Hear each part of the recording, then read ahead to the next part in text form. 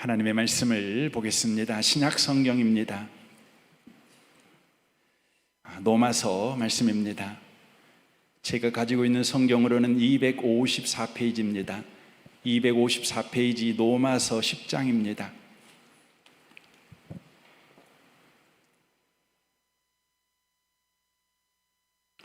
로마서 10장 20절 말씀에서 11장 12절까지 말씀을 보겠습니다. 로마서 10장입니다. 20절부터 11장 12절까지입니다. 기록된 말씀을 우리 같은 목소리로 읽으실 때 살아계신 하나님의 음성을 듣는 복된 시간 되시기를 바랍니다. 읽겠습니다.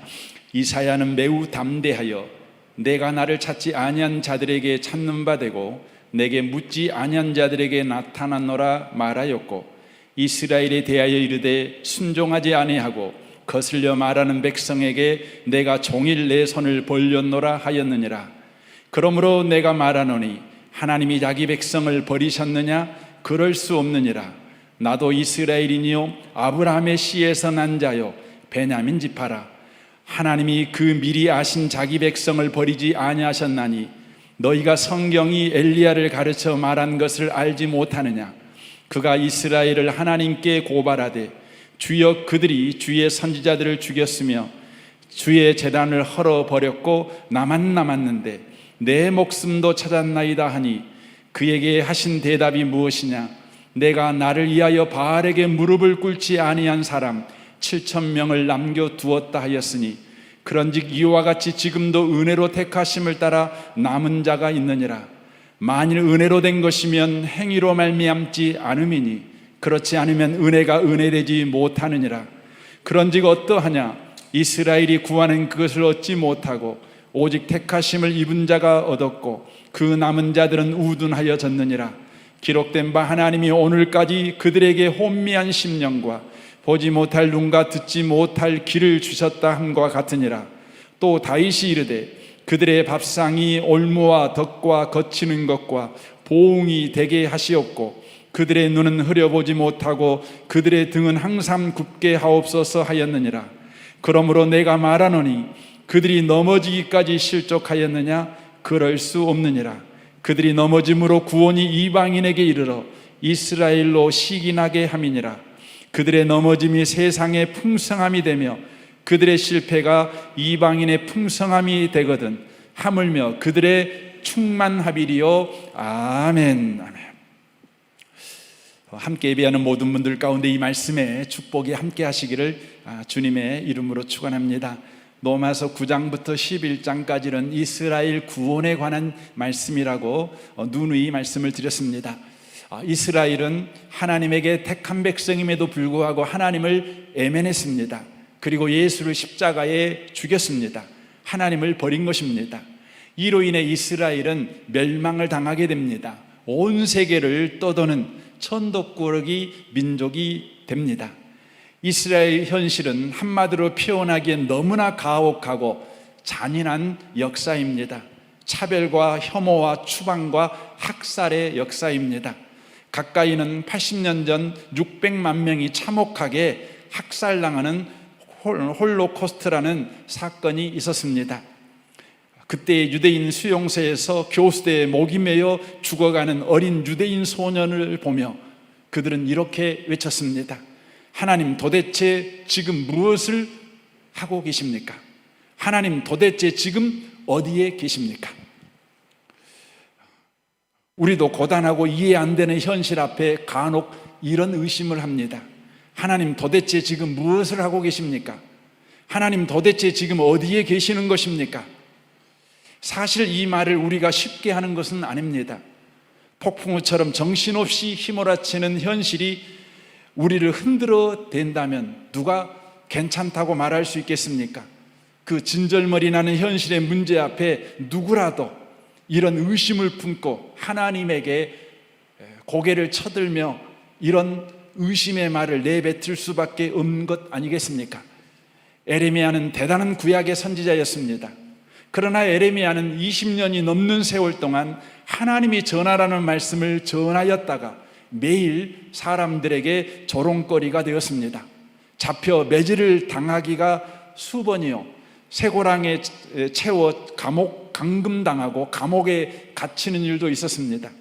더 나아가 구덩이에 겨우 머리만 남기고 파묻히기도 했습니다. 친한 벗까지도 배신하여 그가 넘어지기를 간절히 바라는 현실을 그가 살아내야만 했습니다.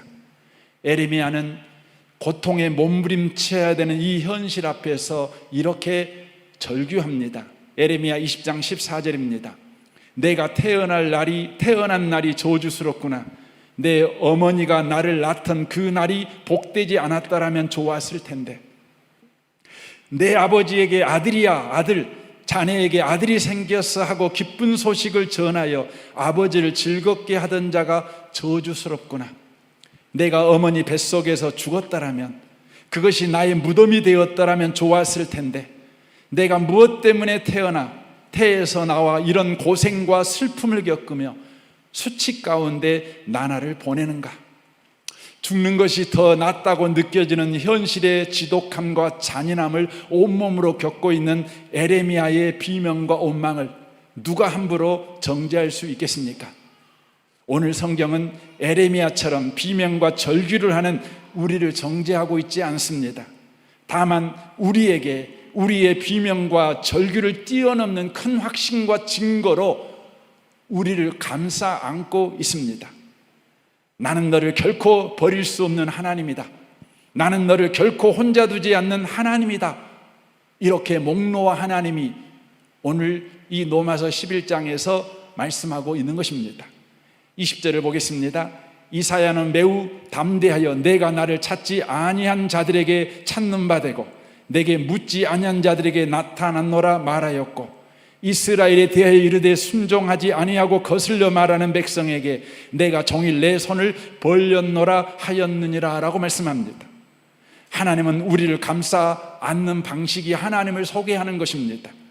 먼저 하나님은 하나님에게 무관심한 우리를 구원한 하나님이라고 소개하고 있습니다. 하나님께서 우리를 은혜로 구원하셨지만 여전히 우리는 하나님을 냉대하고 하나님을 향해 차가운 시선만 줍니다. 그럼에도 불구하고 우리 하나님은 두 팔을 벌려 기다리는 하나님이라고 소개하고 있습니다. 하나님은 은혜로 우리를 구원하신 하나님이시며 여전하게 두 팔을 벌리시는 하나님이시다. 이 말씀이 여러분과 저에게 믿어지는 은혜가 있기를 바랍니다. 누가복음 15장에 탕자 이야기가 나옵니다.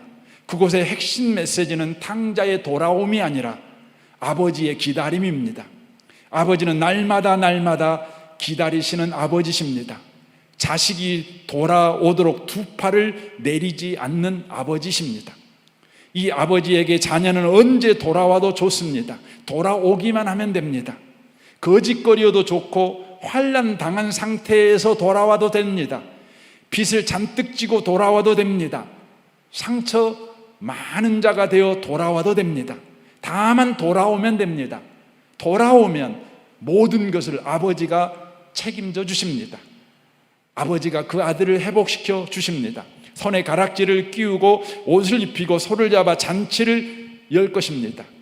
이 아버지가 우리 아버지십니다.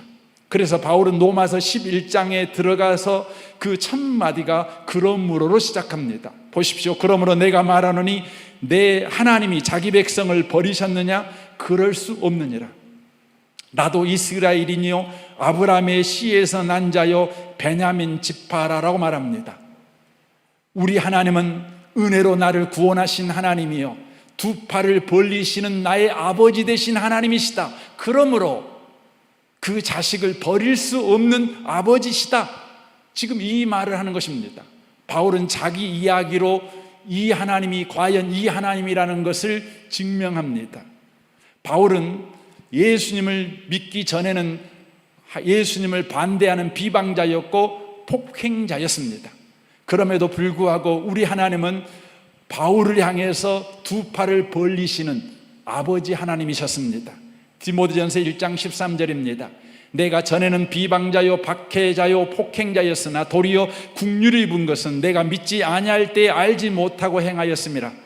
우리 주의 은혜가 그리스도 예수 안에 있는 믿음과 사랑과 함께 넘치도록 풍성하였도다. 빛보다 모든 사람이 받을 만한 이 말이요 그리스도 예수께서 죄인을 구원하시려고 세상에 임하셨다 하였도다.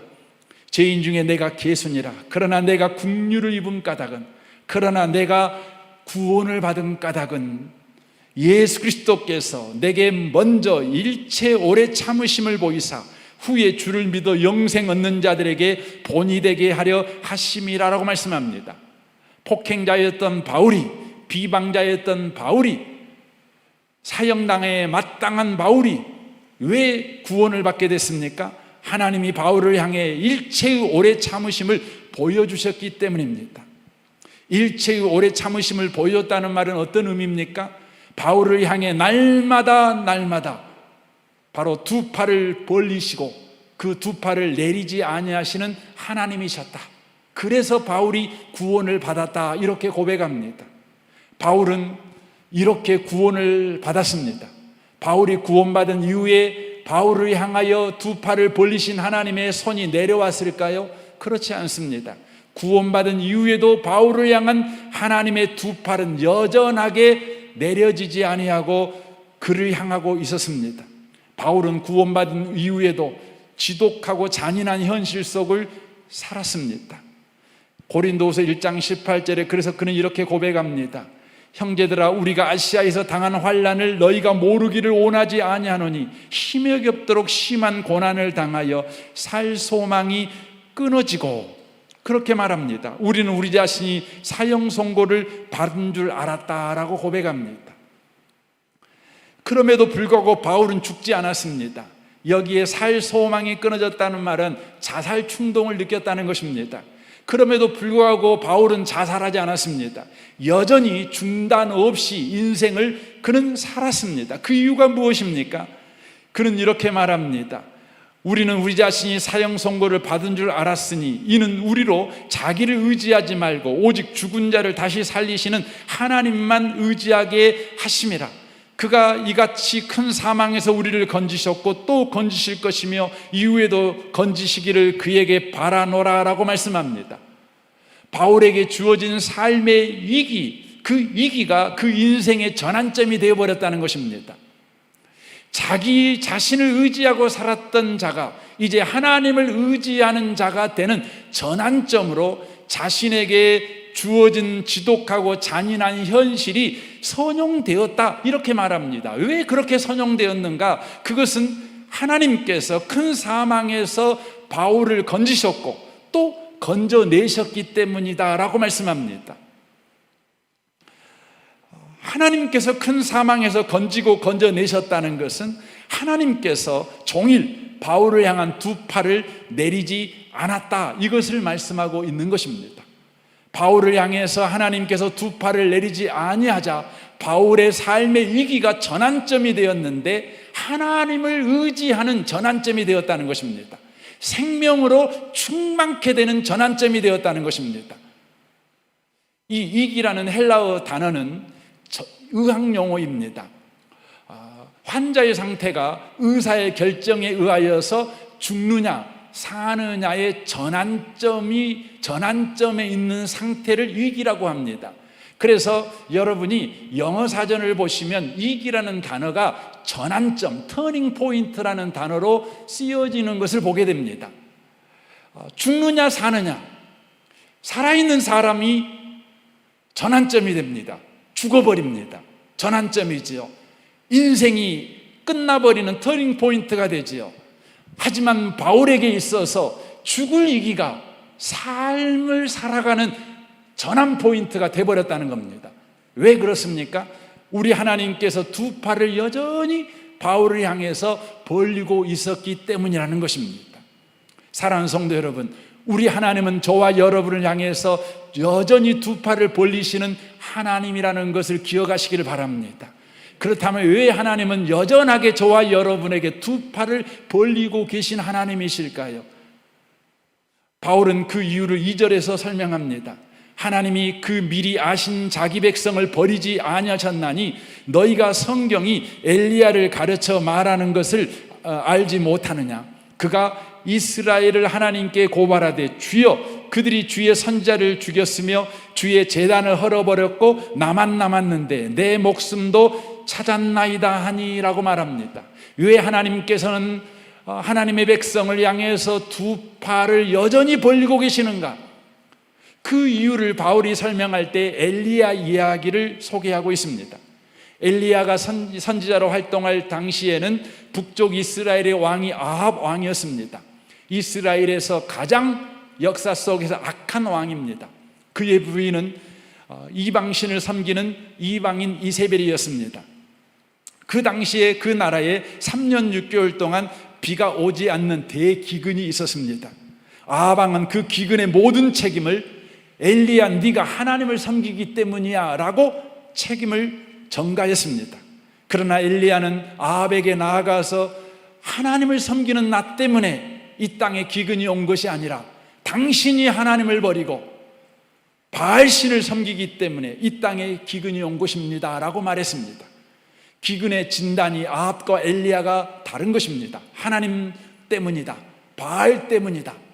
그러면 진짜 하나님 때문인지 바알 때문인지 한번 겨뤄보자 해서 갈멜산으로 이제 모이게 되는 것이죠. 하나님을 섬기는 엘리야 한 명과 우상 바알을 섬기는 850명의 선지자가 이제 갈멜산에서 전쟁을 하게 되는 것입니다. 어떻게 됩니까? 하나님이 응답하십니다. 그리하여 엘리야가 승리하게 됩니다. 우상 선지자 850명을 모두 죽입니다. 완벽한 승리입니다. 엘리야는 이 승리로 인하여서 기대합니다. 바알을 따랐던 이스라엘 백성들이 다 이제 하나님을 섬기는 신앙으로 돌아오게 되겠지, 이 기대를 하게 됩니다. 그러나 그 다음날 그의 기대와 다른 소식이 그에게 들립니다.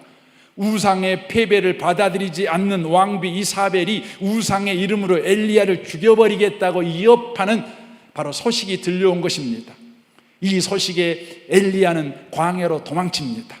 더 이상 이스라엘에 소망이 없다.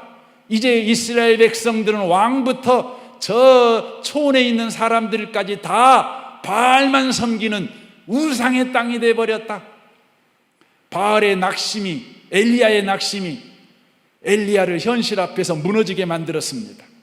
하루 전만 해도 850명의 우상의 선지자들 앞에 단독으로 나아갔던 엘리야의 이풍당담은 사라지고 두려움에 어찌할 바를 몰라 정신없이 도망가기에 급급한 초라한 모습의 엘리야만 남았습니다. 그는 노뎀나무 아래에 앉았습니다. 노뎀나무, 이름이 멋져서 우리 한국 그리스도인들은 노뎀나무가 아주 좋은 건장한 나무인 줄 압니다. 하지만 노뎀나무는 우리나라 말로 말하면 쌀이나무입니다. 별 볼품 없는 나무입니다. 이 노뎀나무는 근동국가 사람들이 자살할 때 그 나무에서 많이 자살해 죽어서 노뎀나무의 별명이 자살나무입니다. 그 자살나무 아래에서 엘리야가 하나님께 죽기를 청합니다. 이런 식이죠. 하나님, 이제 이 더러운 걸 더 이상 보고 싶지 않습니다.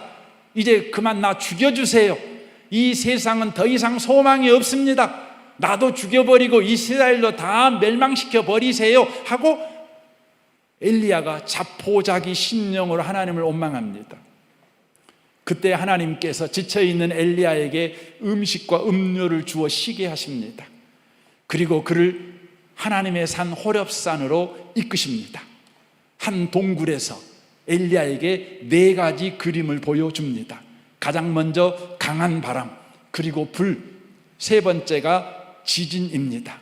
그리고 마지막 4번째 그림으로 그에게 보여줍니다. 무엇입니까? 세미한 소리입니다. 이 4가지 그림을 다 보여줍니다. 그런데 3가지 그림, 강한 바람, 불, 지진, 거기에는 하나님이 함께하지 않았습니다.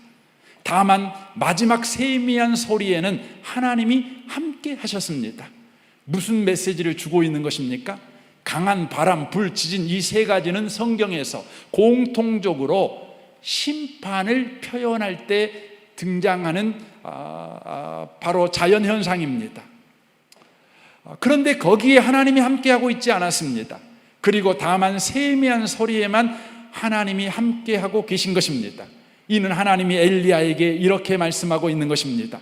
엘리야야, 나는 이 백성이 바알을 섬기고 있지만, 나를 배신하고 있지만, 내 백성 이스라엘을 향한 나의 생각은 심판이 아니야. 나는 세미한 소리야. 나는 세미한 소리의 하나님이야. 이렇게 지금 말씀하고 있는 것입니다. 여러분, 세미한 소리가 뭘까요? 이 세미한 소리는 히브리 말로 신이 돌을 쪼개는 소리라는 의미입니다. 신이 돌을 쪼개는 소리. 여러분, 성경에서 하나님이 돌을 쪼개는 소리를 내신 적이 있습니다. 언제일까요? 어디일까요? 출애굽기 31장 18절입니다. 여호와께서 시내 산, 곧 호렙산이죠. 지금 엘리야가 어디 산에 있죠? 호렙산입니다. 시내 산 다른 말이 호렙산입니다. 그 산에서 모세에게 이르기를 마치신 때에 진급한 둘을 모세에게 주시니 이는 돌판이라 하나님이 친히 쓰신 것이더라 라고 말씀합니다. 돌판인데 하나님이 친히 쓰셨어요. 그 말은 무슨 의미입니까? 하나님이 친히 말씀을 새기기 위해서 돌을 쪼았다는 거예요. 돌을 쪼아가지고 말씀을 새겼다는 것을 말씀하고 있는 것입니다. 그래서 이 세미한 소리는 하나님께서 돌을 쪼아서 말씀을 새겨주신 하나님이라는 의미가 되는 것입니다. 그렇다면 왜 하나님이 친히 돌을 쪼아 말씀을 새겨주셨을까요? 그 이유를 출애굽기 19장 3절에서 말씀하고 있습니다. 모세가 하나님 앞에 올라가니 여호와께서 산에서 그를 불러 말씀하시되 너는 이같이 야곱의 집에 말하고 이스라엘 자손에게 말하라. 내가 애굽 사람에게 어떻게 행하였음과 내가 어떻게 독수리 날개로 너희를 내게로 인도하였음을 너희가 보았느니라. 세계가 다 내게 속하였나니 너희가 내 말을 잘 듣고 내 언약을 지키면 너희는 모든 민족 중에서 내 소유가 되겠고 너희가 내게 대하여 제사장 나라가 되며 거룩한 백성이 되리라. 너는 이 말을 이스라엘 자손에게 전할지니라 라고 말씀합니다. 이 말씀은 돌을 쪼아 말씀을 주신 목적을 지금 말씀하고 있는 내용입니다. 목적이 뭡니까? 너 똑바로 살아. 안 그러면 너를 반드시 죽일 거야 라는 협박이나 심판을 말씀하고 있는 것이 아닙니다. 도리어 내가 너희들을 반드시 제사장 나라가 되게 할 거야. 거룩한 나라가 되게 할 거야. 그러니 이렇게 한번 살아봐봐 라는 하나님의 계획과 의지를 보여주고 있는 내용입니다.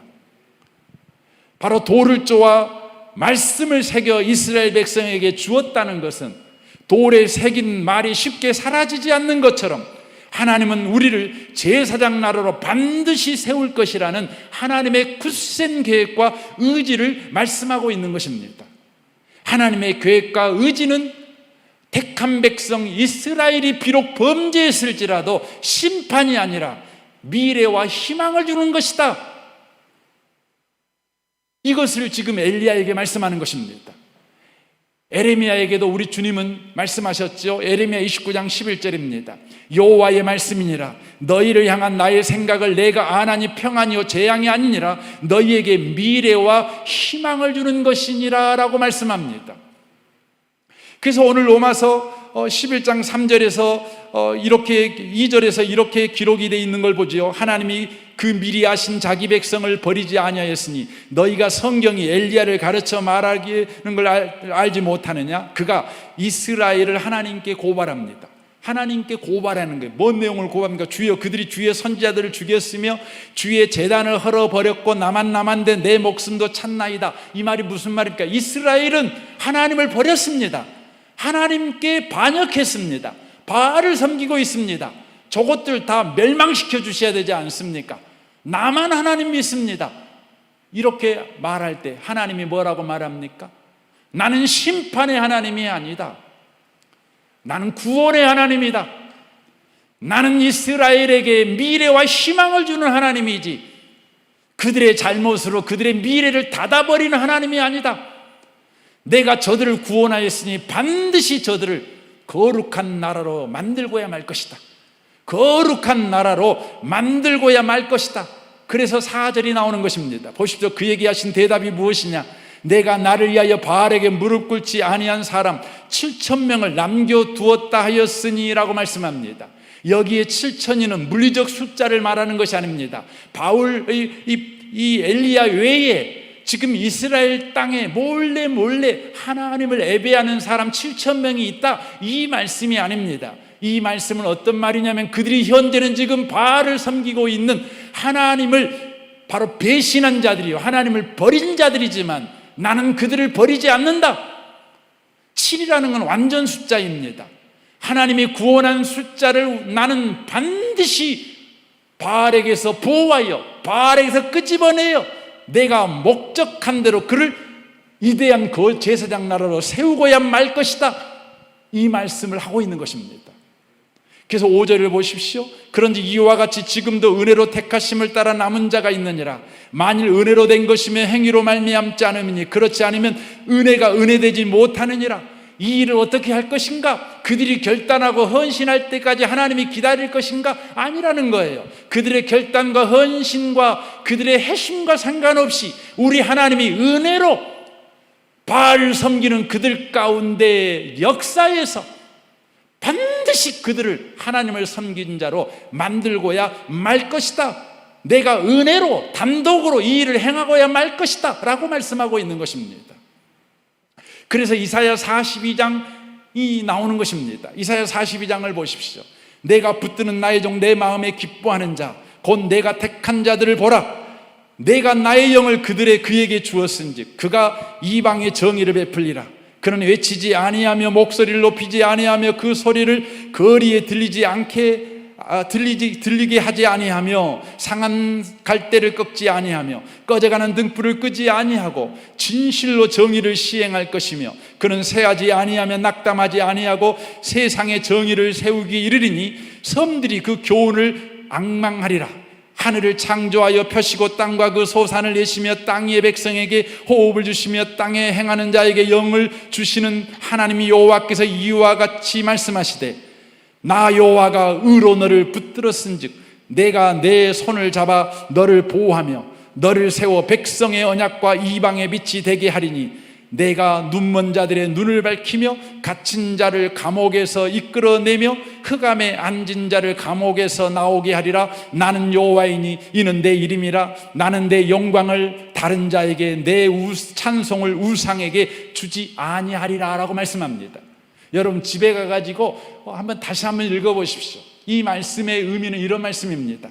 하나님은 상한 갈대같이 다치고 상한 이들, 꺼져가는 등불같이 미천하고 보잘것없는 자들을 예수 믿게 해서 그들을 이방을 비추는 등대로 세울 것이다. 그리하여 그들을 상한 갈대 같은 그들을 통해서 꺼져가는 등불 같은 그들을 통해서 눈먼 자들의 눈을 뜨게 하고야 말 것이다. 감옥에 갇힌 자들을 풀어주는 자로 세울 것이다. 이 일을 마칠 때까지 하나님은 지쳐 주저앉지 않을 것이다. 멈추지 않을 것이다. 이것이 하나님의 영광이다. 이걸 말씀합니다. 이 영광을 우리를 향해 두 팔을 벌리십니다. 절대 내리지 않습니다. 왜 그렇습니까? 우리 하나님이 돌을 쪼아서 여러분과 저에게 말씀을 주시고 계십니다.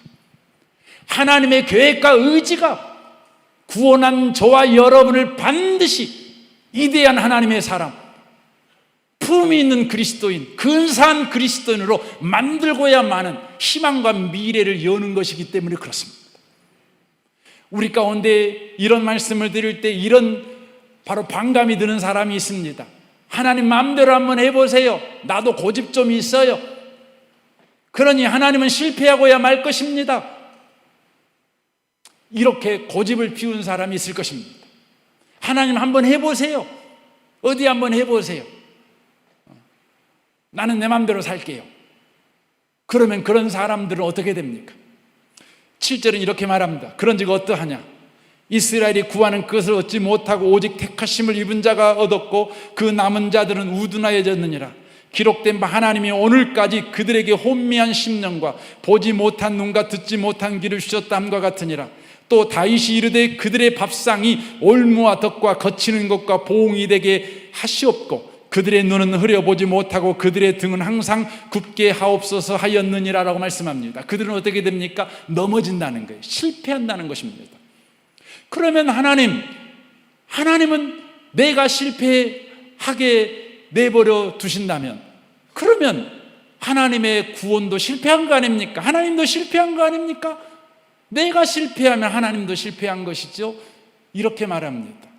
그런데 성경은 그럴 수 없느니라 하며 11절 대반전을 우리에게 말씀합니다. 11절 보십시오. 그러므로 내가 말하노니 그들이 넘어지기까지 실족하나였느냐? 그럴 수 없느니라. 그들이 넘어짐으로 구원이 이방인에게 이르러 이스라엘로 시기나게 함이니라. 그들의 넘어짐은 세상의 풍성함이 되고 그들의 실패가 이방인의 풍성함이 되거든 하물며 그들의 충만함이리요라고 말씀합니다. 우리의 실패가 하나님의 실패가 될 수 없다는 것입니다. 이 바울은 인간의 실패를 선용하시는 하나님을 지금 소개하고 있는 것입니다. 저는 이 부분을 여러분에게 전에 소개한 적이 있습니다. 바로 야곱의 인생을 통해서 소개한 적이 있습니다. 야곱의 인생에는 두 부류의 사람이 등장한다는 것이죠. 하나는 팔아먹는 놈하고 팔려간 놈이 나온다는 것입니다. 팔는 놈이 누굽니까? 야곱의 형 아닙니까? 야곱의 형들입니다. 야곱을 팔아버렸습니다. 그런데 놀라운 것은 그들이 팔아먹어서 구원을 받습니다. 야곱은요, 억울하게 팔려가가지고 구원을 받습니다. 바울은 인간의 실패까지도 선용하시는 하나님, 그래서 인간의 실패가 하나님의 실패가 되지 않는다는 것입니다. 인간이 실패할지라도 하나님은 반드시 성공하고야 말다는 것입니다. 바울은 자신의 인생 속에서 실패를 가지시는 하나님, 실패를 가지고 일하시는 하나님을 너무너무나 많이 경험합니다. 그래서 오늘 본문 로마서 11장 11절에서 12절 말씀을 바울이 이야기할 때 흥분해서 감격해서, 그래, 하나님은 그런 분이야. 인간의 실패를 가지고 하나님은 성공을 만들어내시는 분이셔. 이렇게 말할 수 있는 것입니다. 바울의 인생 속에는 참으로 많은 실패를 경험합니다. 그런데 그 실패가 하나님의 성공을 만들어냅니다. 바울은 25살의 다메섹에서 회심하게 됩니다. 그는 그리스도인이 되자마자 곧바로 열정적으로 전도를 하는, 물불을 가리지 않는 전도자가 되기를 간절히 소원합니다. 그러나 주님은 바울을 16년 동안이나 무명의 그리스도인으로 그냥 고향집에 두십니다. 바울은 41살이 되어서야 비로소 그가 원했던 전도자가 됩니다. 41세에 안디옥 교회 성경고 교사로 왔다가 43세에 안디옥 교회에서 선교사로 파송을 받게 됩니다. 파송받았을 때 바울이 얼마나 벅찼겠습니까? 바울은 자기가 꿈꾸던 전도의 일을 한다고 하는 이 감격 속에서 거대하고 열정적인 선교 계획을 세웁니다. 그리고 그가 선교팀 리더가 됩니다. 그러나 그가 선교팀 리더가 되어 했던 첫 번째 사역부터 그는 실패하게 됩니다. 그가 도착한 첫 도시가 버가라는 곳입니다. 그 버가라는 곳에 도착했는데 일행이었던 가장 젊은 마가가 바울의 리더십에 불만을 품고 선교팀을 이탈하여 고향으로 돌아가 버리게 됩니다. 설상가상으로 버가라는 곳은 높은 습도로 기후적 특성 때문에 바로 풍토병이 많은 곳인데 바울이 풍토병에 걸리게 됩니다. 그리하여 전도를 하려던 모든 계획이 수포로 돌아갑니다. 이제 풍토병에 걸려서 오늘 내일 하는 신세가 되어버린 것입니다. 그래서 그는 살기 위해서 버가와 전혀 다른 기후적 특성을 가진 산악지역인 비시디의 안디옥으로 올라갈 수밖에 없었습니다. 비시디의 안디옥에 가는 길은 건강한 사람에게도 너무나 멀고 벅찬 곳입니다. 2000m가 넘는 고산 타우르스 산맥이 버티고 있습니다. 그리고 200km를 가야 되는 여정입니다. 그러나 병든 바울은 살기 위해서는 선택의 여지가 없었습니다. 바울은 계획이 없었지만 살기 위해서 비시디의 안디옥에 가야만 했습니다. 겨우 목숨을 건진 바울은 여전히 병색이 완연한데도 안식일에 같은 동족 유대인의 해당에 가게 됩니다. 그곳에서 복음을 전할 기회를 얻습니다. 그리고 복음을 전합니다. 그런데 기대치 않은 놀라운 역사가 일어납니다. 황제를 숭배하던 도시인 비시디의 안디옥 시민들이 주님께로 돌아오는 일이 있게 됩니다. 그리하여 그곳을 중심으로 안디옥 갈라디아 교회가 세워지게 됩니다. 더더구나 신약 성경인 갈라디아서가 기록이 됩니다. 바울이 만약 버가에서 풍토병에 걸려 죽을 위기에 처하지 않았더라면, 바울의 전도 계획이 실패하지 아니하였더라면 비시디의 안디옥에 올라갈 리는 만무한 것입니다. 전혀 계획이 없던 비시디의 안디옥에 오게 된 것은 전혀 계획이 없던 풍토병에 걸렸기 때문입니다. 비시디의 안디옥의 전도는 바울의 계획이 실패한 것입니다. 바울의 계획이 성공하여 한 결과가 아니라 계획이 실패하여 되어진 결과입니다. 그 다음 안식일에 바울은 유대인 회당에서 유대인들에게 복음을 전하게 됩니다. 그러나 이번에는 전혀 또 예상치 못했던 유대인들의 시기와 방해가 있게 됩니다. 그때 바울은 회당을 떠납니다. 그리고 광장에서 복음을 전하게 됩니다. 복음이 유대인 회당을 벗어나 광장에서 선포되어지게 됩니다. 더 나아가 유대인을 넘어 이방인에게 전해지게 됩니다. 예상치 못했던 회당의 유대인들의 시기와 방해는 복음이 유대인 회당과 유대인에게서 벗어나 도시 전체와 모든 민족에게로 흘러가는 계기가 되었습니다. 바울이 이방인에게 복음을 전하게 된 것은 바울이 계획한 한 것의 결과가 아니라 계획과 상관없는 유대인들의 시기와 방해로 인해 되어진 결과입니다. 그러나 비시디의 안디옥에 더 이상 머물 수 없게 되었습니다. 유대인들이 강력한 핍박이 있었기 때문입니다. 바울 일행은 비시디의 안디옥을 떠날 수밖에 없었습니다. 그리하여 산을 30개나 넘어 약 180km나 떨어진 이고니온으로 가게 됩니다. 만약 유대인의 강력한 핍박이 비시디의 안디옥에서 없었다면 바울은 그 고생을 하며 이고니온까지 가지 않았을 것입니다. 그러나 강력한 핍박이 있었기 때문에 비시디의 안디옥에 계속 머물 수 없게 되었고, 이고니온의 구원의 소식을 전달하는 바로 전달자가 될 수밖에 없었습니다. 이고니온 전도는 바울의 계획이 실패한 바로 그 실패가 만들어낸 결과였다는 것입니다. 그리고 이고니온에서도 얼마 가지 않아 유대인들의 핍박을 받습니다. 그래서 그 핍박으로 인해 45km나 떨어진 누스라에 가서 복음을 전하게 됩니다. 누스라 전도 또한 바울의 전도 계획 속에 있지 않았습니다. 하고자 했던 전도가 아닙니다. 핍박으로 인해 계획에 없던 전도가 되어진 것입니다. 누스라에서 3가지 놀라운 사건이 일어납니다. 그 첫 번째는 한 사람에게 좋은 일이 일어납니다. 나면서부터 걷지 못했던 안진뱅이가 복음을 듣게 되고, 그리고 그 복음의 능력으로 그가 걷고 바로 일어나는 일이 벌어지게 됩니다. 두 번째는 모든 사람에게 좋은 일이 일어납니다. 바로 그곳에서 바울의 평생의 동역자임의 믿음의 아들 디모데를 만나게 되기 때문입니다. 세 번째는 모든 시대에 좋은 일이 일어나게 됩니다. 바로 성경 디모데 전후서가 쓰여지게 된다는 것입니다. 누스라의 이 놀라운 3가지 사건은 바울의 계획이 실패해서 만들어진 결과입니다. 바울이 계획대로 해서 된 결과가 아닙니다. 계획과 상관없는 핍박으로 인하여 되어진 결과라는 것입니다. 바울이 계획을 세워 하고자 했던 것은 아무것도 이루어지지 않았습니다. 그러나 모든 것이 부족함이 없게 다 되어졌다는 것입니다. 왜입니까? 사람의 실패에도 하나님은 실패하지 않기 때문에 그렇습니다. 하나님이 두 팔을 내리지 아니하시고 실패하는 바울의 인생 속에 개입하셔서 일하셨기 때문에 그렇습니다. 그래서 잠언 16장 9절을 우리는 기억해야 합니다. 사람이 마음으로 자기의 길을 계획할지라도 그의 걸음을 인도하시는 이는 여호와시니라. 핍박자 사울이 위대한 바울이 된 것은 인생이 계획대로 되었기 때문이 아닙니다. 실패했기 때문입니다.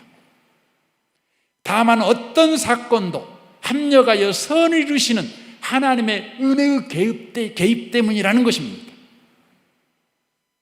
저와 여러분에게는 우리 인생에 대한 기대와 소망이 있습니다. 그것은 우리의 계획대로 일이 척척 되는 것입니다. 최고의 인생을 사는 비결이 바로 내 계획대로 척척 되는 거라고 생각하기 때문에 그렇습니다. 그래서 우리는 심혈을 기울여 계획을 세웁니다. 그리고 그 계획대로 되어지도록 하기 위해서 참 많은 애를 씁니다. 그리고 우리는 계획이 틀어지면 어떻게 되지라는 불안과 두려움을 가지고 매일매일을 살아갑니다. 그러나 그리스도인에게는 두 팔을 벌리시는 주님이 계십니다.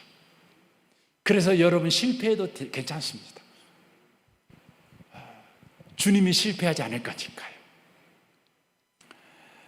어느 무명의 그리스도인의 기도를 소개하고 오늘 설교를 마치려고 합니다. 이 기도는 미국의 남북 전쟁 당시에 북군의 군인이었던 바로 흑인 한 무명의 그리스도인의 기도입니다. 주님, 저는 출세를 위해 당신께 힘을 구했으나 당신은 순종을 배우도록 저에게 연약함을 주셨습니다. 주님, 저는 위대한 일을 하고자 건강을 원했으나 당신은 그보다 선한 일을 하도록 저에게 질병을 주셨습니다. 주님, 저는 행복을 위해 부귀를 청했으나 당신은 지혜로운 자가 되도록 저에게 가난을 주셨습니다. 주님, 저는 만민으로부터 우러러 존경받는 자가 되려 명예를 구했으나 당신은 저를 비참하게 하시어 당신만을 바라보게 하셨습니다. 주님, 저는 삶의 즐거움을 위해 모든 것을 소유하고자 원했으나 당신은 모든 사람에게 즐거움을 주는 삶으로 인도해 주셨습니다. 주님, 비록 제가 당신께 기도한 것은 하나도 받지 못했지만 당신이 저에게 바라시는 모든 것을 주셨습니다. 주님, 참으로 감사합니다. 이 시간 우리가 이 찬양을 하면서 오늘 말씀을 다시 한번 되새김질했으면 좋겠습니다. 하나님, 한 번도 나를 실망시킨 적 없으시고 언제나 공평과 은혜로 나를 지키셨네. 오 신실하신 주, 오 신실하신 주, 내 너를 떠나지도 않으리라, 내 너를 버리지도 않으리라. 약속하신 주님, 그 약속을 지키사 이후로도 영원토록 나를 지키시리라 확신하네. 이 찬양을 할 때 여러분 가운데 이것을 믿는 확신이 생겨나는 은혜가 있으시기를 바랍니다.